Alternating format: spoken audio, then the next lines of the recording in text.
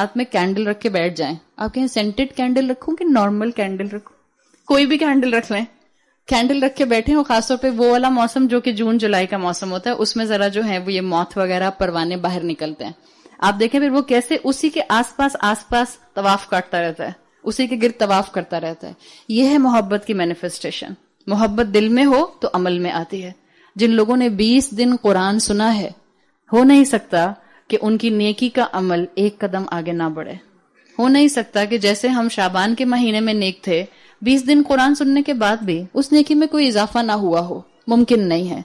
तो सूरह इब्राहिम के आयत नंबर 24 में आता है, अलम तरा कैफ दरबल्लाहु मसलन कलिमतन तय्यबतिन कशजरतिन तय्यबा।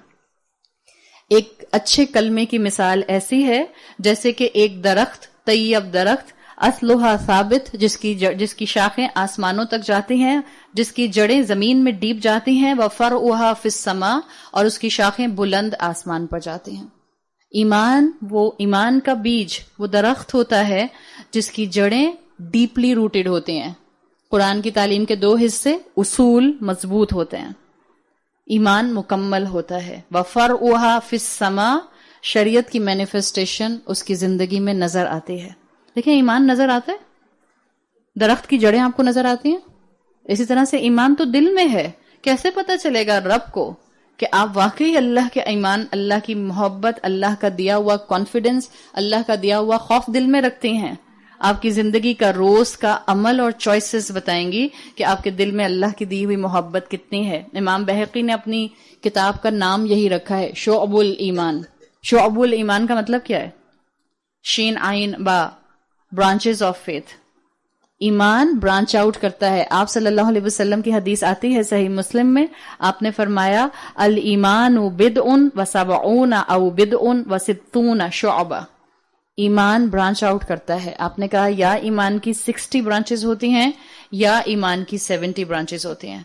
और इसी हदीस में आगे आता है जिसका मफहूम है कि अफजल तरीन ईमान का लेवल जो है ईमान का लेवल वो है ला इलाहा इल्लल्लाह को जिंदगी की तस्वीर बना लेना, और अदना तरीन ये है कि किसी रास्ते की जगह से तकलीफ दे चीज को हटा देना, बगैर सोचे समझे हटाया। ये नहीं पता था कि मैं इसलिए हटा रहा हूं कि मुझे जो है इसके बाद कितना रिवॉर्ड मिलेगा, ये अदना तरीन है। लेकिन पूरा ला इलाहा इल्लल्लाह जिंदगी में मैनिफेस्ट हो जाए, ये आला तरीन ईमान का दर्जा है। आप सल्लल्लाहु अलैहि वसल्लम की हदीस में आता है, इसी में आगे, वल हयाउ शुअबतुम मिनल ईमान, ईमान की एक ब्रांच हया है। और हया सिर्फ औरत के लिए नहीं है, हया सबके लिए है, मर्द और औरत दोनों के लिए है। हया सिर्फ आपकी और मेरी फिजिकल अपीयरेंस में नहीं होती। हया के लिए स्कॉलर्स कहते हैं कि जिस दिल में ईमान होता है उसके हर अमल में हया होती है, जिसको आप कहती हैं उर्दू में लिहाज वाला इंसान, जो हर एक का ख्याल रखता है और जो उसका ख्याल रखता है वो उसका दुगना ख्याल रखता है। ये भी हया ही की मैनिफेस्टेशन होती है। तो ये 2 मुख्तलिफ कैटेगराइजेशन आपको कुरान की आयात की मिलती हैं, जो स्कॉलर्स जो हैं वो करते हैं। ये कैटेगराइजेशन आपको मिलती हैं कुरान में डिवाइड की हुई मक्की और मदनी कुरान में। मक्की कुरान सारे का सारा उसूल पर है और मदनी कुरान सारे का सारा शरिया लॉस के ऊपर है। किस तरह से इंसान अपनी जिंदगी में अल्लाह की फरमाबरदारी को अडॉप्ट करेगा। अगर आप क्वांटिटी वाइज देखें तो सूरतों के नंबर में मक्की कुरान ज्यादा है। 13 साल के अरसे में जो ज्यादा से ज्यादा सूरतें नंबर वाइज आई हैं उसमें मक्की कुरान ज्यादा आया है। मक्की कुरान में साउंड, रिदम, एक इम्पैक्ट आपको बहुत पावरफुल मिलता है। इसमें ड्रिलिंग इम्पैक्ट है। जहां सूदिंग इम्पैक्ट है मक्की कुरान में, वहां मक्की कुरान आपके दिल के अंदर एवरलास्टिंग इम्पैक्ट छोड़ जाता है। इसीलिए जब कुरैश, एक टाइम गुजरा 4-5 साल का रसूलुल्लाह सल्लल्लाहु अलैहि वसल्लम की रिसालत को, तो कुरैश जब भी कोई नया कबीला आया करता था हरम जाने के लिए या हरम के तवाफ के लिए या हज के लिए, तो कुरैश पहले से ही कबीले के लोगों को कह दिया करते थे कि अपने कानों में कॉटन प्लग लगा लो और तुम सुनना नहीं जो मोहम्मद नाम का शख्स कहेगा। इसलिए कि आप सल्लल्लाहु अलैहि वसल्लम जब कोई बाहर से इस तरह से डेलीगेशन आता था तवाफ करने के लिए या वो हरम के विजिट के लिए या वो हज के लिए, तो वो सबसे पहले जब हरम आता तो अल्लाह के रसूल सल्लल्लाहु अलैहि वसल्लम उनसे मुलाकात करके उनको कुरान की आयतें सुनाया करते थे। تو جیسے ہی یہ قریش کے لوگوں کو پتہ چلتا تھا کوئی نیا ڈیلیگیشن آ رہا ہے، یہ پہلے سے کہہ دیا کرتے تھے کہ دیکھو محمد کی بات نہیں سننا صلی اللہ علیہ وسلم، اس کے الفاظ میں جادو ہے اور وہ برین واش کر دیتا ہے. اسی لیے وہ پہلے سے لوگوں کو وارن کر دیا کرتے تھے.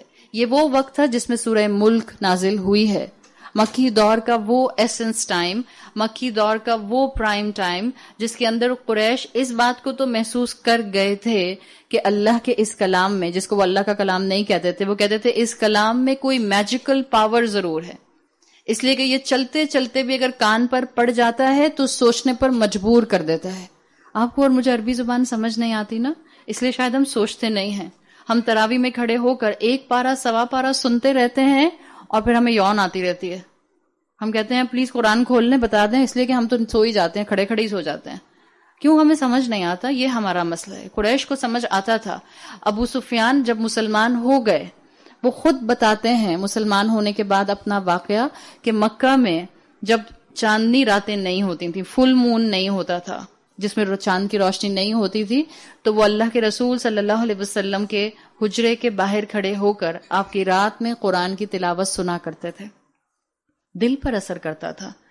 اسی طرح آپ کو حدیث اور نیریشن ملتی جس سے پتہ چلتا ہے کہ ایک مرتبہ ابو سفیان کو دوسری دیوار کے ساتھ ابو جہل مل گیا، وہ سنیک کر کے وہ بھی قرآن سن رہا تھا. حلاوت تھی نا. تو جب ایک دوسرے سے دونوں نے پوچھا کہ آپ یہاں کیا کر رہے ہیں، اس نے کہا کہ آپ یہاں کیا کر رہے ہیں، تو ابو جہل نے کہا واللہ ان کلامہ لہو حلاوت، یقیناً اس کلام کے اندر حلاوت ہے، محبت ہے، اس کلام کے اندر گہرائی محسوس ہوتی ہے. تو یہ وہ کلام تھا جس کے اندر آٹومیٹک اصلاح کا فیکٹر ہے، جو دل میں اترتا ہے، جو دل میں اللہ کی محبت کو جگاتا ہے. اگر قریش کو نہیں جگا سکا تو ان کے دل میں تکبر تھا، اور اگر ہمیں نہیں جگاتا ہے تو ہمارے ہاں غفلت کے اور جہالت کے صرف پردے ہیں، کیونکہ ہمیں سمجھ نہیں آتا، ہم عربی زبان کو سمجھ نہیں پاتے ہیں. آپ دیکھیں یہی دو فیکٹرز جو اصول اور شریعت کے ہیں. قرآن میں سب سے زیادہ جن دو انبیاء کو مینشن کیا گیا ہے، یہ خوبصورتی کے ساتھ دونوں اینگل ان سے کنیکٹ ہوتے ہیں.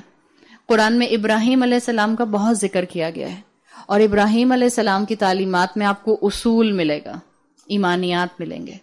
ایمان لاؤ، دیکھو آس پاس کی کائنات کو اور سوچو کہ اللہ نے تمہارے لیے کیا کچھ پیدا کیا ہے.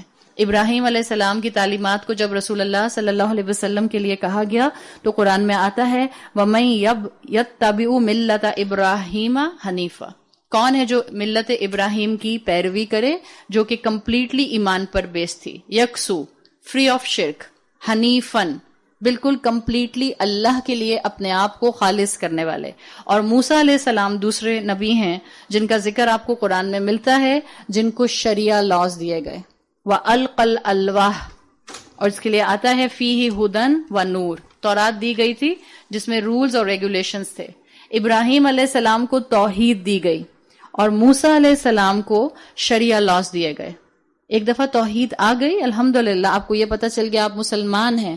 اب آپ نے اٹھنا بیٹھنا، پہننا اوڑھنا، معاملات نبھانا، کاروبار کرنا، زندگی میں چوائسز کرنا کیسے کرنا ہے، یہ آپ کو شریعہ لاز بتاتے ہیں.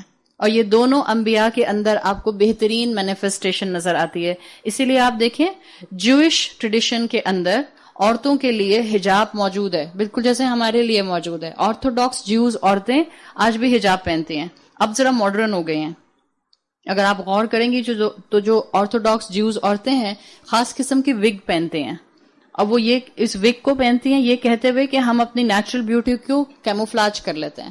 ریبائز نے اس کے اوپر بھی ڈیبیٹ کی ہے کہ کیا وہ وگ میں زیادہ خوبصورت لگتی ہیں یا اپنے نیچرل بالوں میں زیادہ خوبصورت لگتی ہیں. آپ دیکھیں جب انسان اپنی شریعت کے اندر، اللہ کی دی ہوئی شریعت کے اندر اپنی نفس کی خواہش کو لانا شروع کر دیتا ہے تو وہ اس طرح دھوکہ کھاتا ہے.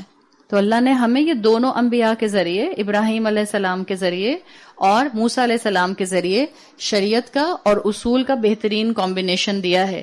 اس لیے بہت سے حلال سٹینڈرڈ جو کھانے پینے کے ہیں، ڈائٹری سٹینڈرڈ جو ہیں، وہ جیوز کے اور مسلمانوں کے ملتے جلتے ہیں. تو یہ دو برانچز ہیں جس کو ڈیوائیڈ کیا گیا ہے مکی اور مدنی قرآن میں، جس کو ڈیوائیڈ کیا گیا ہے جنرلی اسکالرز کی طرف سے ابراہیم علیہ السلام اور موسیٰ علیہ السلام کے. اس میں آپ دیکھیں آپ نے اللہ کے رسول صلی اللہ علیہ وسلم کی حدیث سنی ہے جس میں سورۃ اخلاص کو قرآن کا 1/3 کہا گیا ہے. آپ صلی اللہ علیہ وسلم نے فرمایا سورۃ الاخلاص تعدل ثلث القرآن. سورۃ الاخلاص جو ہے وہ قرآن کے 1/3 کے برابر ہے. اس کا یہ مطلب نہیں ہے کہ اب ہم صرف سورۃ الاخلاص پڑھ کے کہیں کہ ہم نے 1/3 قرآن پڑھ لیا. کیا مطلب ہے اللہ کے رسول صلی اللہ علیہ وسلم کی اس بات کا کہ سورۃ الاخلاص 1/3 قرآن کے برابر ہے؟ بعض دفعہ لوگ یہ سمجھنے لگ جاتے ہیں کہ شاید اگر ہم نے سورۃ الاخلاص پڑھ لی تو ہم نے 1/3 قرآن کی تلاوت کر لی. It's not like this. 1/3 Quran اس لیے ہے کہ مکی قرآن کا سارا مینیفیسٹیشن جو آپ کو ملتا ہے وہ سورۃ الاخلاص میں ایک ایسنس، ایک سمری کے طور پر موجود ہے. مکی قرآن میں توحید ہے، سورۃ الاخلاص میں توحید ہے. اللہ ایک ہے، غیب پر ایمان، تمام انبیاء پر ایمان، رسول اللہ صلی اللہ علیہ وسلم پر ایمان اور آخرت پر ایمان. یہ آپ کو سورۃ الاخلاص میں مینیفیسٹ ہوتا ہوا ملتا ہے. اس لیے کہا جاتا ہے کہ سورۃ الاخلاص 1/3 آف قرآن ہے. اور باقی قرآن جو شریعت ہے اس میں آپ کو ملتا ہے صحابہ کے سوالات، یسألونک ماذا ينفقون، یسألونک عن المحیض. یہ شریعہ لاز ہیں جو آپ کو اس طرح سے ملتے ہیں. تو یہ 2 برانچز ہیں قرآن کی جو ڈیوائیڈ کی گئی ہیں. اگلی کیٹیگرائزیشن وہ ہے قرآن کے 3 بیسک میسج جو ہمیں ہمیشہ یاد رہنے چاہیے. قرآن 3 میسجز کے ساتھ ہے ان سمری، جس کو اسکالرز نے مینشن کیا ہے. نمبر 1، اللہ کی عبادت صرف ہو سکتی ہے. لا الہ الا اللہ، صرف اللہ عبادت کے لائق ہے. اگر یہ جملہ ہمیں اپنی زندگی میں ہمیشہ یاد رہے تو جب ہم چوائسز کریں تو ہم لوگوں کو پریفرنس نہ دیں شریعت کے مقابلے میں، نفس کو پریفرنس نہ دیں شریعت کے مقابلے میں، اپنے گھر والوں کی بات وہاں نہ مانیں جہاں شریعت کے احکامات ٹوٹ رہے ہوں. قرآن کے سٹرکچرڈ میسیجز کے اندر پہلا میسج لا الہ الا اللہ، عبادت صرف اللہ کی ہو سکتی ہے. قرآن کے سٹرکچرڈ میسج میں دوسرا میسج اللہ کے رسول صلی اللہ علیہ وسلم کو اللہ کا بندہ اور آخری رسول ماننا. یہ قرآن کے سٹرکچرڈ میسج کا ایک میجر چنک ہے. رسول اللہ کو ایک طرف کر کے، رسول اللہ کی احادیث میں پک اینڈ چوز کر کے، رسول اللہ کی احادیث کا انکار کر کے ہم اسلام کی خوبصورتی کو مینٹین نہیں کر سکتے. اور تیسرا سٹرکچرڈ میسج جو آپ کو اور مجھے قرآن سے ملتا ہے وہ یہ ہے کہ جس نے اللہ کی عبادت کی اور جس نے رسول اللہ کو اللہ کا رسول مان کے ان کی فرما برداری کی، اللہ اس کو کیا کیا ریوارڈ دے گا، اور جس نے نافرمانی کی اس کے ساتھ اللہ کیا سلوک کرے گا. یہ سٹرکچرڈ میسج کا تیسرا حصہ ہے ریوارڈز اینڈ پنشمنٹ. سورۃ الملک میں آپ کو ریوارڈز نہیں ملتے. سورۃ الرحمن میں ریوارڈز پڑھ لیے. سورۃ الملک میں کانسٹنٹلی پنشمنٹس ہیں. سورۃ الملک اللہ کا خوف پیدا کرتی ہے. سورۃ الملک آپ کو اور مجھے آج کے دور میں اپنے نفس کو پیچھے کر کے اللہ کی اطاعت کو سامنے لانے کے لیے بہت مددگار صورت ہے. سورۃ الملک اللہ کی میجسٹری کو، اللہ کے اکبر ہونے کو واضح کرتی ہے. سورۃ الملک میں قرآن کے سٹرکچرڈ میسیجز کے اندر آپ کو پہلا میسج جو کہ اس میں آتا ہے عبادت صرف اللہ کی ہوگی، اور تھرڈ میسج میں سے پنشمنٹ کا میسج یہ پرومیننٹلی نظر آئے گا. اسی لیے میں آپ کو ایک اور چیز بتا دوں، قرآن میں اسکالرز نے 7 تھیمز ڈیسائیڈ کی ہیں. انہوں نے کہا قرآن ٹوٹلی ان 7 تھیمز کے اندر ہے، یعنی آپ کو ان 7 میں سے کوئی نہ کوئی ایک تھیم کسی نہ کسی صورت میں ضرور مل جائے گی.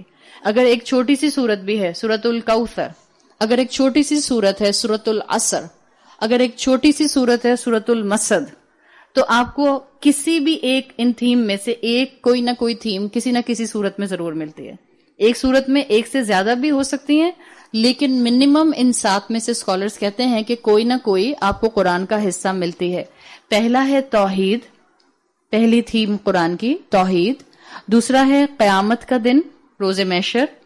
تیسرا ہے رسالت، رسالت میں تمام انبیاء آ جاتے ہیں پلس انکلوڈنگ رسول اللہ صلی اللہ علیہ وسلم. تو توحید ہے، قیامت کا دن ہے، رسالت ہے، اللہ کی دی ہوئی شریعت ہے، رولنگز ہیں، احکامات ہیں. پھر 5th اور 6th ہے ریوارڈز اینڈ پنشمنٹ. اللہ نے احکامات دیے، جس نے مان لیے اس کے لیے 5th تھیم بتاتی ہے کہ اللہ کی طرف سے انعامات ہیں. اللہ نے احکامات دیے، جس نے اگنور کیا جس نے نہ مانا، جس نے ان کی طرف اپنی توجہ نہ کی، 6 تھیم پنشمنٹس کی آپ کو قرآن میں ملتی ہے، اور 7 زندگی گزارنے کے انڈیویجول اور کلیکٹیو احکامات ہیں. یہ 7 تھیم ہیں آپ کو مختلف اسکالرز جو بتاتے ہوئے ملتے ہیں. کلاسیکل اسکالرز وہ کہتے ہیں کہ یہ قرآن پورے کا پورا ان 7 تھیمز میں ڈیوائیڈڈ ہے. توحید، قیامت کا دن، رسالت، احکامات، اللہ کے احکامات کے بعد ریوارڈز، 5th 6th پنشمنٹ، اور 7th وہ زندگی گزارنے کے اصول جو انڈیویجولی اور کلیکٹیولی انسانوں کو چاہیے ہوتے ہیں. تو یہ آپ کے سامنے ایک چھوٹا سا تعارف تھا قرآن کا. یہ اس لیے ضروری تھا کہ میں ایک دم سے اگر تبارک الذی سے بات شروع کر دیتی تو شاید کنیکشن ایک دم سے قرآن کی محبت والا نہ بنتا، ایک سورت سے محبت والا بن جاتا. ہم نے قرآن کی ہر سورت سے محبت کرنی ہے، ہم نے قرآن کی ہر سورت کو اہمیت دینی ہے. ہم نے زندگی میں 4 سورتوں کو صرف اپنا معمول نہیں بنانا، ہم نے اپنی زندگی میں پورے قرآن سے فائدہ اٹھانا ہے، پورے قرآن کو اپنی زندگی کا حصہ بنانا. یہ بالکل ایسے تھا جو بھی ہم نے پورا انٹروڈکشن کیا، بالکل جیسے آپ اپنے فون کو چارج کرنا چاہتے ہیں. ایک آپ کے فون کے چارجر کی سائیڈ ہوتی ہے وائر کی جو آپ کے فون میں جاتی ہے، اور دوسری جاتی ہے ساکٹ کے اندر. آپ نے اپنے چارجر کی وائر کو فون میں تو پلگ ان کر دیا، پر چارجر ساکٹ میں نہیں ڈالا. پورا دن بھی فون چارجنگ پہ لگا رہے گا تو چارج ہوگا؟ نہیں ہوگا. تو اسی لیے اسکالرز کہتے ہیں کہ ہمیشہ سے یہ اسکالرز کا آپ کو مزاج ملے گا. آپ اسکالرز کی بایوگرافی پڑھیں، ان کی میتھڈالوجی پڑھیں، ان کا منہج پڑھیں، آپ ان کا طریقہ کار پڑھیں کہ وہ اپنے شاگردوں کو کیسے پڑھاتے تھے. تو ہمیشہ سے یہ طریقہ کار اڈاپٹڈ رہا کہ پہلے ایک تمہید باندھی جاتی تھی. آپ دیکھتے ہیں کتابوں کے اندر بھی پریفیس ہوتا ہے، کتابوں کے اندر بھی پہلے انٹروڈکشن دیا جاتا ہے کہ اس کتاب میں کیا آئے گا.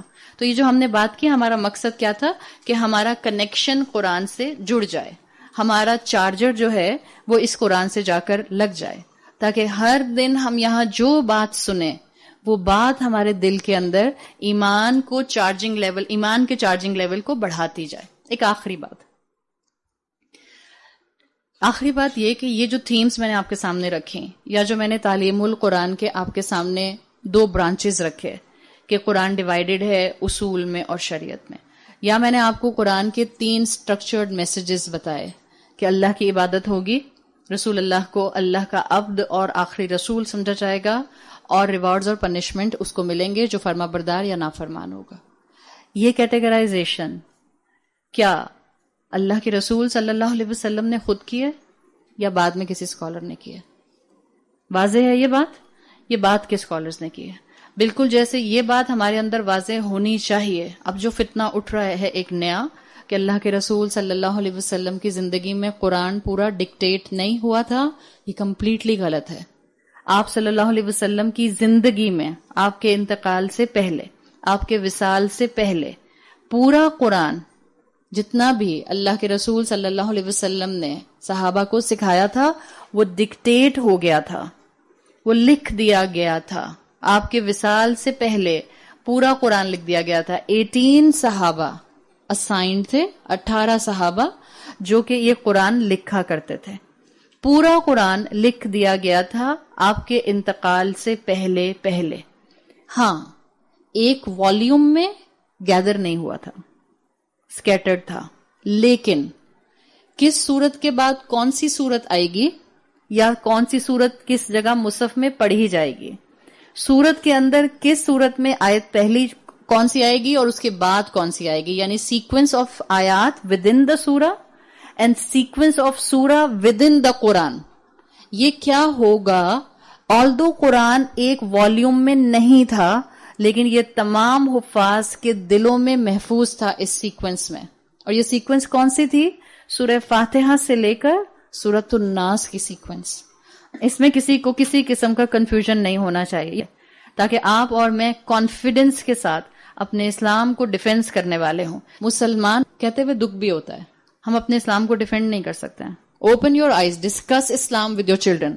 پوری دنیا میں جا کر تعلیم دیتے پھرتے ہیں، پوری دنیا میں درس دیتے ہیں اور اپنے بچوں کو وہ کانفیڈنس نہیں دے رہے اسلام کا جس سے ان کے ایمان شیک نہ ہوں.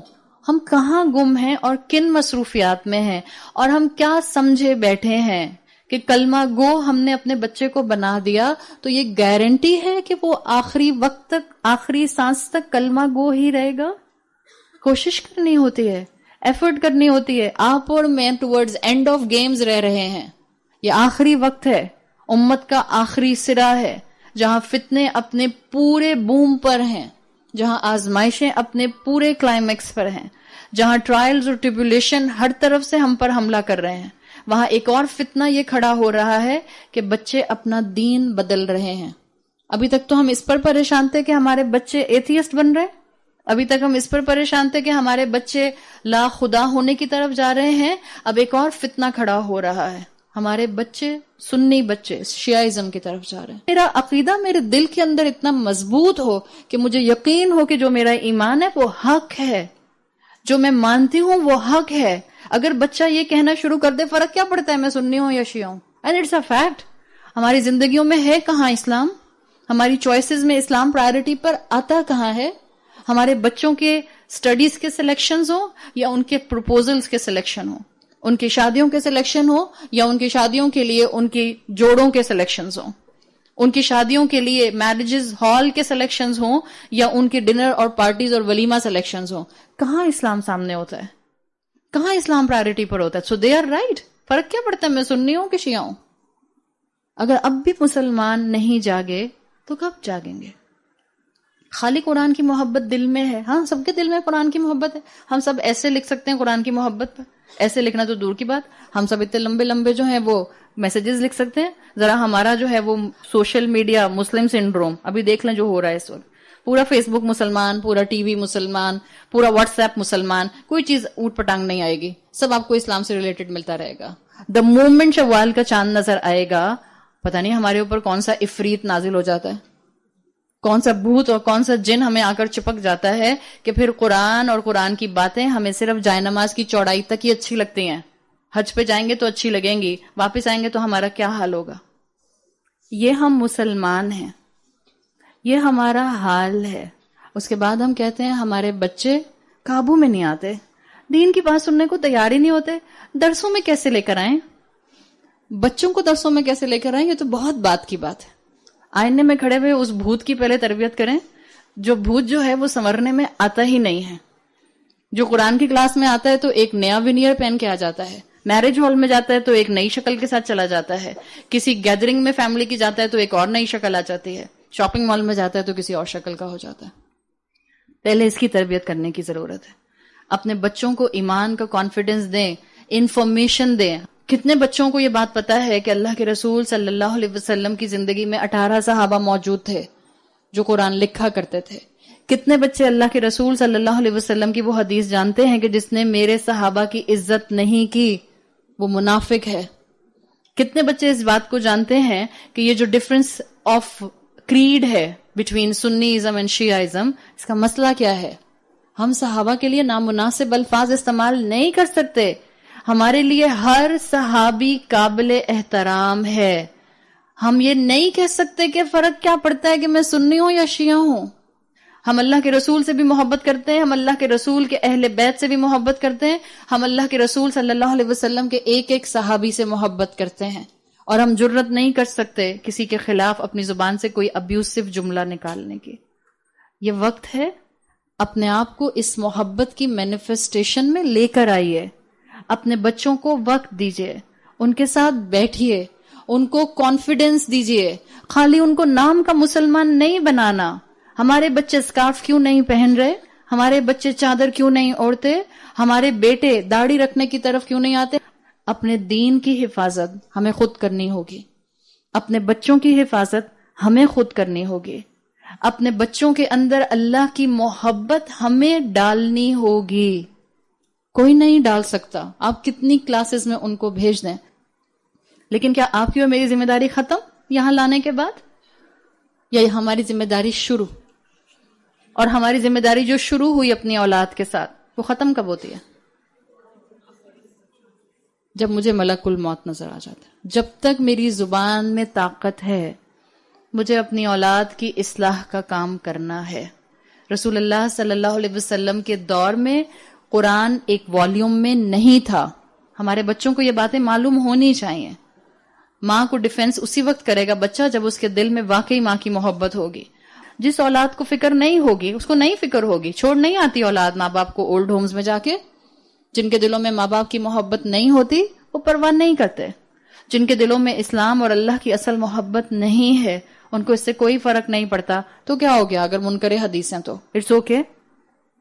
ایک اللہ کو مانتے ہیں کافی تو ہے. تو کیا ہو گیا اگر ہم نے ایگنوسٹک کی فیور کر دی؟ تو کیا ہو گیا اگر ہم نے گے رائٹس کی بات کر دی؟ تو کیا ہو گیا اگر ہم نے لیسبین فرینڈ بنا لی؟ It's not the matter of تو کیا ہو گیا تو کیا ہو گیا. اٹس دا میٹر آف محبت, اٹس دا میٹر آف ایمان, it's the matter of accountability. آپ اور میں کوا بلی چڑیا نہیں ہیں. آپ کی اور میرے بچوں کی حساب کتاب کی ایک لمبی ڈیٹیل بن رہی ہے. اللہ ہر ایک انسان کو اس کی کتاب کے سمیت سامنے کھڑا کرے گا اور پھر ہاتھ رکھ کے جہاں پوچھ لیا گیا بتاؤ یہ کیوں بولا تھا. کیا تھا تو بہت دور کی بات ہے. بتاؤ یہ کیوں بولا تھا. پھر اللہ کو جسٹیفیکیشن دے سکیں گے. یہاں بچوں کی ماؤں کے سامنے تو ایسی زبانیں چلتی ہیں.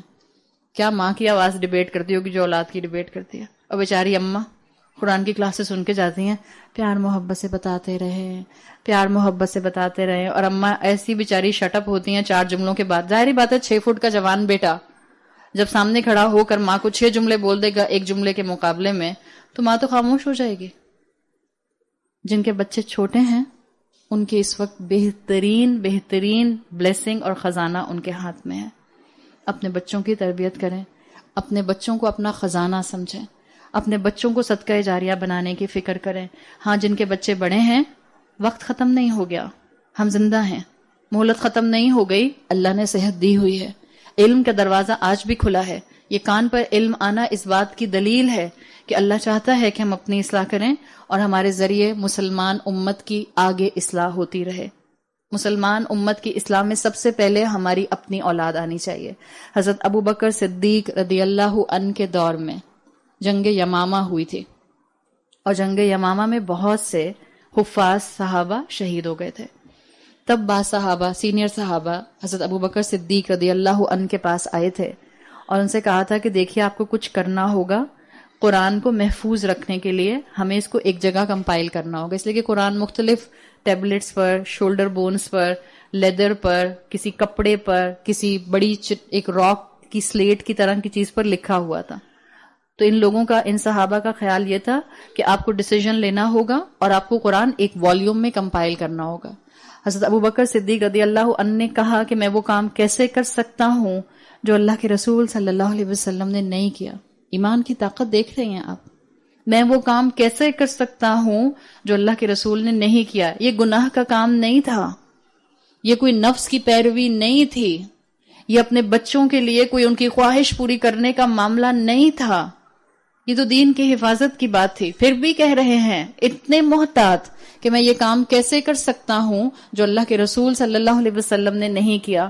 پھر جب بہت پریشرائز صحابہ نے آپ کو کیا تو ابو بکر نے کہا حتی شرح اللہ صدری, ٹھیک ہے میں یہ کام کروں گا جب اللہ میرا دل کھول دے گا.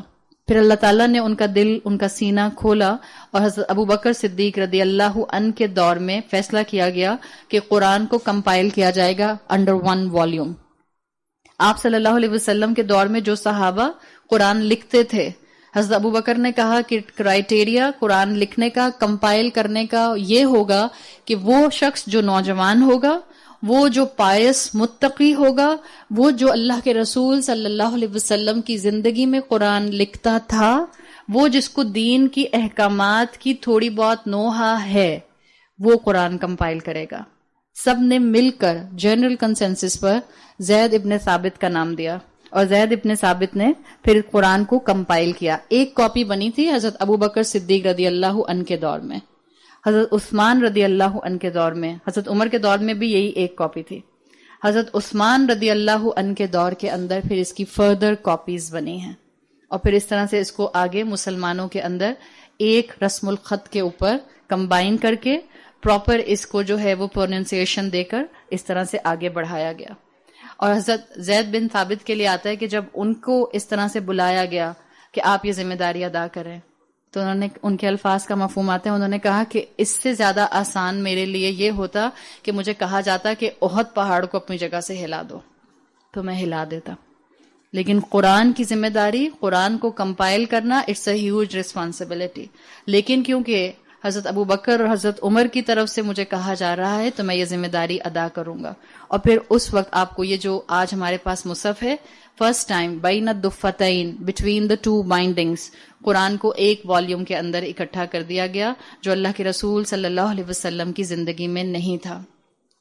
تو یہ ایک قرآن کا انٹروڈکشن تھا. اللہ تعالیٰ ہمارے دلوں میں قرآن کی وہ محبت پیدا کرے کہ ہم اپنے بچوں کو بھی قرآن سے جوڑ سکیں، اپنے آپ کو اپنی آخری سانس تک قرآن کی تعلیمات سے جوڑ کر رکھ سکیں، اور اپنے ساتھ ساتھ بہت سے مسلمانوں کو اسلام کا کانفیڈنس دے سکیں. جہاں تک سورۃ الملک کی بلیسنگ کی بات ہے، سورۃ الملک کے فضائل کی بات ہے، دیکھیں اللہ کے رسول صلی اللہ علیہ وسلم نے بہت کم صورتیں ہیں جن کے فضائل، جن کی بلیسنگز کو مینشن کیا ہے. سورۃ الملک انہی صورتوں میں سے ایک ہے. آپ صلی اللہ علیہ وسلم کی ایک جنیرک حدیث آتی ہے جو میں نے سورہ رحمان میں بھی مینشن کی تھی. پچھلے سال جب میں نے سورہ یاسین کرائی تھی اس وقت بھی میں نے یہ حدیث مینشن کی تھی. یہ وہ حدیث ہے جس کو تمام کلاسیکل اسکالرس اپنی تمام تفاسیر میں as a generic blessing for whole Quran mention کرتے ہیں. مستدرک حاکم اور مسند امام احمد میں یہ حدیث آپ کو مل جاتی ہے جس میں آپ صلی اللہ علیہ وسلم نے قرآن کو ڈیوائیڈ کیا ہے کہ قرآن کی شروع کے طوال جو ہیں، جو اس کی شروع کی لیندی صورتیں ہیں، وہ تورات کے برابر ہیں. پھر اس میں جو ہے معین ہیں، پھر اس میں مثانی ہیں، اور جو آخری پورشن ہے مفصل کا، اس کے لیے آپ صلی اللہ علیہ وسلم نے فرمایا کہ مجھے تمام انبیاء پر فضیلت دی گئی ہے تھرو مفصل.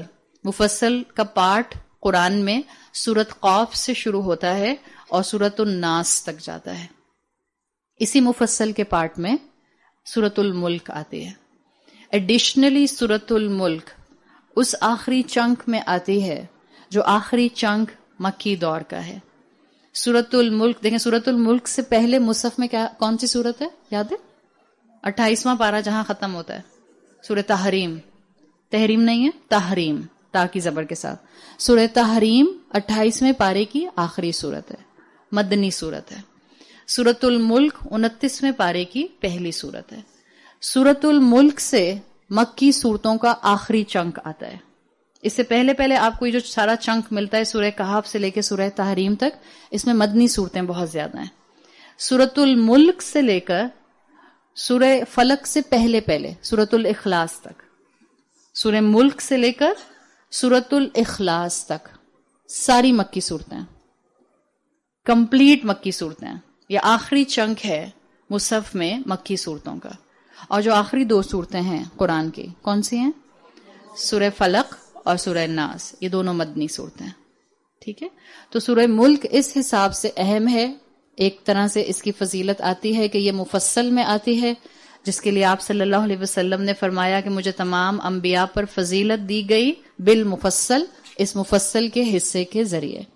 اس کی دوسری بلیسنگ یہ آتی ہے کہ یہ علماء کہتے ہیں کہ یہ ان آخری چنک مکی صورتوں کا ہے جو مصحف میں فائنلی آیا اور جو ایک اتھارٹیٹیو پوائنٹ رکھتا ہے تمام مسلمانوں کو نافرمانی سے نکالنے کے لیے اور تمام ڈس بلیورز کے اندر اللہ کی معرفت کو ڈالنے کے لیے. تو اس طرح سے سورہ ملک کی اہمیت آتی ہے. سورہ ملک کو بعض اسکالرز نے اللہ کے رسول صلی اللہ علیہ وسلم کی مختلف احادیث کی وجہ سے سورۃ المنجیات بھی کہا ہے. نجات دینے والی سورت، دا سیویئر، دا پروٹیکٹر، وہ سورت جو بچانے والی ہے. آپ کو سورۃ الملک کے اوپر بہت سی احادیث مل جاتی ہیں. صحیح حدیث آتی ہے رسول اللہ صلی اللہ علیہ وسلم کی، ابی داؤد کے اندر آپ نے فرمایا سورۃ من القرآن، قرآن میں سے ایک سورت ہے. اچھا، آپ میں سے جو لوگ الحمدللہ عربی زبان سمجھتے ہیں، سورتن من القرآن آیا ہے، جن کو سمجھ آتا ہے سورتن، یہاں پر کامن ناؤن آیا ہے، ایڈجیکٹو. جب جملہ عربی زبان میں نکرہ سے شروع ہوتا ہے تو ایک اس کی وجہ نکرہ میں آنے کی، اس چیز کی، اس جملے کی عظمت بیان کرنا بھی ہوتا ہے.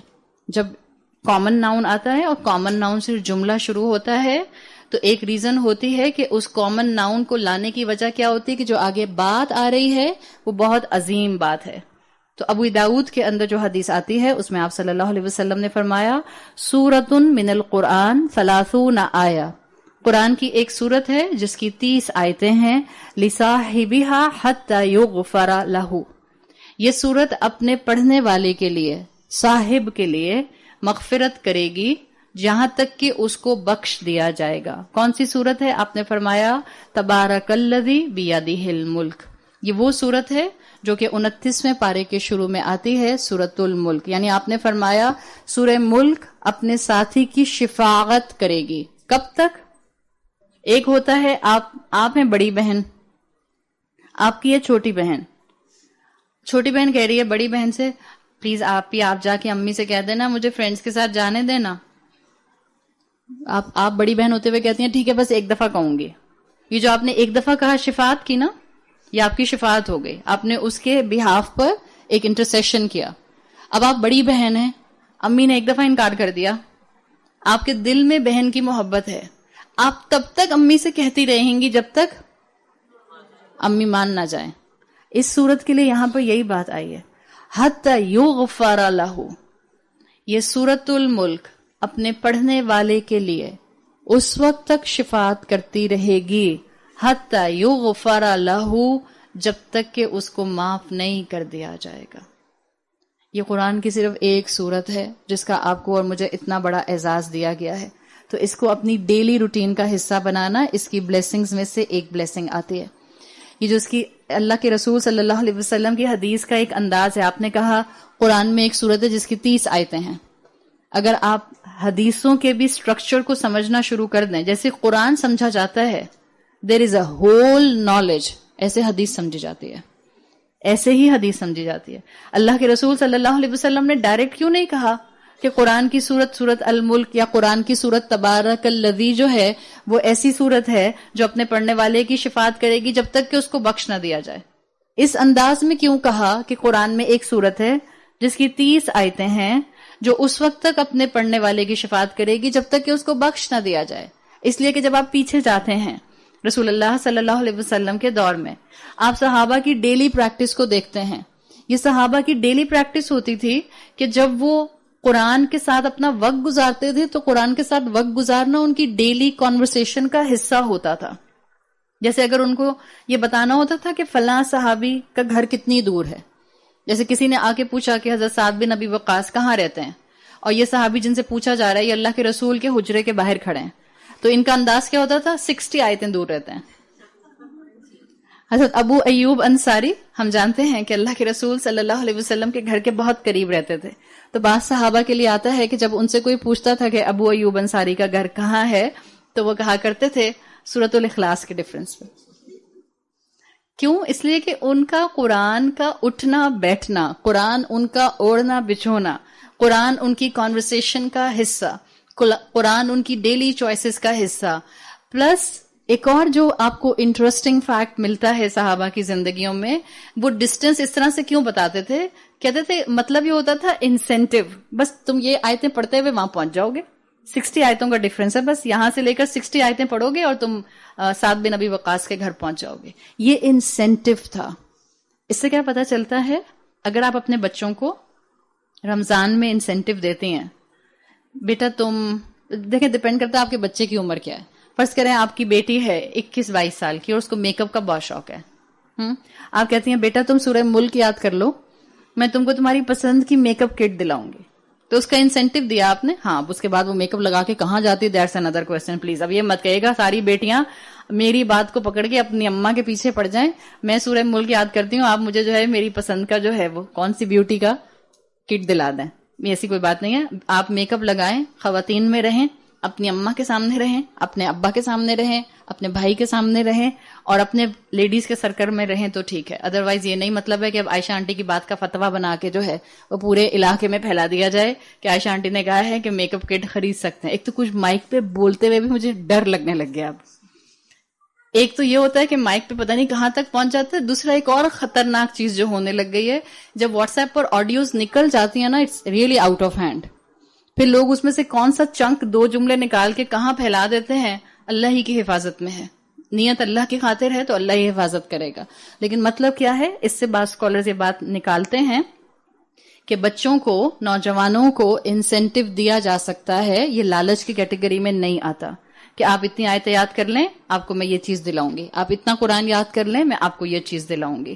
تو یہ صحابہ کا معمول ہوتا تھا کہ وہ ریگولر کسی کو قرآن کی آیات کے ساتھ ڈسٹینس بتایا کرتے تھے. تو جب بھی اب جب آپ اس حدیث کو پڑھیں گی تو آپ کو یہ پچھلی پوری بات یاد آئے گی کہ اللہ کے رسول صلی اللہ علیہ وسلم نے ایسے کیوں کہا تھا کہ 30 آیتیں ایسی ہیں جو تمہارے لیے اگر تمہاری پریکٹس بن جائیں گی, تمہاری ڈیلی پریکٹس بن جائیں گی, تو وہ تمہاری شفاعت کریں گی اور وہ تمہیں قیامت کے دن اس وقت تک اللہ کے سامنے جو ہے تمہارے لیے انٹرسیشن کرتی رہیں گی جب تک کہ اللہ تمہیں معاف نہیں کر دے گا. دیکھیں اللہ کے رسول صلی اللہ علیہ وسلم اور قرآن یہ بات واضح کرتا ہے کہ شفاعت ہوگی. جیسے یہاں سورت کی شفاعت کا ذکر آ رہا ہے, ایسے ہی ہم جانتے ہیں قرآن کے اندر یہ بات آئی ہے کہ اللہ شفاعت کا جو ہے وہ انسینٹیو یا شفاعت کی اجازت دے گا, الا ان یشاء اللہ, جس کو اللہ چاہے گا. شفاعت جو ہے وہ انکنڈیشنل نہیں ہوگی, کنڈیشنل ہوگی. جس کو اللہ اجازت دینا چاہے گا کہ یہ شفاعت کر سکتا ہے وہ شفاعت کرے گا, اور جس کے لیے اللہ اجازت دے گا صرف اس کی شفاعت کی جائے گی. رسول اللہ صلی اللہ علیہ وسلم ہماری شفاعت کریں گے انشاءاللہ. خاموشی کیوں تھی پہلے؟ اللہ کے رسول صلی اللہ علیہ وسلم کی شفاعت امت کے لیے ہوگی, ہاں انکنڈیشنل نہیں ہے, کنڈیشنل ہے. ہم جانتے ہیں کہ اللہ کے رسول صلی اللہ علیہ وسلم کے پاس بعض لوگ آئیں گے آپ کے حوض کوثر پہ, جن کو آپ پہچان لیں گے. اور پہچانیں گے کیسے؟ من آثار الوضو, ہمارے وضو کے اعضاء سے پہچان لیں گے. لیکن اللہ کے رسول صلی اللہ علیہ وسلم جب ان کی طرف بڑھیں گے کہ ان کو اپنے حوض سے پلائیں تو فرشتے روک دیں گے آپ صلی اللہ علیہ وسلم. یہ نمازی لوگ ہیں جن کی شفاعت سے آپ کو روک دیا جائے گا. سو دس از اے ویری سیریس پوائنٹ. یہ نمازی ہوں گے اس لیے کہ ان کے وضو کے اعضاء چمک رہے ہیں. ایسے مسلمان امتی بھی ہوں گے جن کے اوپر کوئی گلو نہیں ہوگا. اس لیے قرآن میں آتا ہے کہ مجرم اس دن اپنی نشانیوں سے پہچان لیے جائیں گے. تو اس کو اسکالرز نے ڈیفائن کیا ہے کہ مسلمان کیسے مجرم ہوں گے اور مسلمانوں کی کیا علامت ہوگی جس سے وہ پہچانے جائیں گے. ایک انسان کے اوپر مسلمان کا ٹائٹل ہونا اور وضو کے آثار نہ ہونا, اس سے بڑا اس کے لیے مجرم اور کرمنل ہونا قیامت کے دن کوئی اور بڑی علامت نہیں ہوگی. تو ایسے مسلمان جن کے وضو کے اعضاء لیومینس ہوں گے, چمک رہے ہوں گے, حوض کوثر تک پہنچ جائیں گے, رسول اللہ صلی اللہ علیہ وسلم ان کو دیکھیں گے اور ان کو اپنے حوض سے پلانے کے لیے آگے بڑھیں گے. آپ صلی اللہ علیہ وسلم کو فرشتے روک دیں گے. اور حدیث کا مفہوم آتا ہے کہ کہا جائے گا اللہ کے رسول آپ کو نہیں معلوم کہ ان لوگوں نے آپ کے پیچھے دین میں کیا کیا نئی چیزیں ایجاد کر لی تھی. تو شفاعت کنڈیشنل ہے رسول اللہ صلی اللہ علیہ وسلم کی. اللہ کے رسول صلی اللہ علیہ وسلم کنڈیشنل شفاعت کریں گے, سورۃ الملک شفاعت کرے گی, اور اسی طرح سے قرآن اور روزہ قیامت کے دن اللہ سے ہماری شفاعت کریں گے. قرآن کہے گا اللہ میں نے اس کو رات میں نیند سے دور رکھا تو اس کو بخش دیجئے, اس کی شفاعت کیجئے. روزہ کہے گا اللہ میں نے دن میں اس کو کھانے پینے سے روک کر رکھا تو اس کی شفاعت کیجئے. آپ صلی اللہ علیہ وسلم کی حدیث میں آتا ہے اللہ ان دونوں کو شفاعت کرنے کی اجازت دے گا, ان دونوں کو شفاعت کی اجازت دی جائے گی. جہاں تک سورہ ملک کی شفاعت کی بات ہے, یہ کنڈیشنل ہے یا انکنڈیشنل ہے؟ کیا خیال ہے؟ جی نہیں, یہ بھی کنڈیشنل ہے. جب مین آپ کو یہ بتا دیا کہ شفاعت کا کانسیپٹ ہی کنڈیشنل ہے, انکنڈیشنل ہے ہی نہیں اسلام میں. یہ جملہ یاد رکھیے گا. جہاں اتنی الحمدللہ انفارمیشن آ گئی, اسلام میں شفاعت حقہ جس کو کہتے ہیں, دا ایکچوئل ٹرو شفاعہ ان کنٹراری ٹو شفاعت باطلہ, اسلام میں شفاعت کا کانسیپٹ یہ ہے کہ ہر شفاعت کنڈیشنل ہے. رسول اللہ کی شفاعت کنڈیشنل ہے, قرآن کی شفاعت کنڈیشنل ہے, روزے کی شفاعت کنڈیشنل ہے, سورۃ الملک کی شفاعت کنڈیشنل ہے. کل بتاؤں گی انشاءاللہ کیسے کنڈیشنل ہے. اللہ سے دعا کیجئے کہ اللہ ہمارے وقت میں برکت دے. میرا کبھی بھی صورتوں پر دوڑنے کا دل نہیں کرتا. میں نے اللہ کا نام لے کر فوزیہ کی خواہش کے اوپر سورہ ملک کرانے شروع کر دیا. اب اللہ برکت ڈالے گا, انشاءاللہ مکمل ہوگی. لیکن بس خواہش یہ ہے کہ جو علم آئے وہ دل میں اتر جائے, وہ عمل کا حصہ بن جائے. خواہش یہ ہے کہ جو حق ہو اللہ اس کو زبان سے نکلوا دے.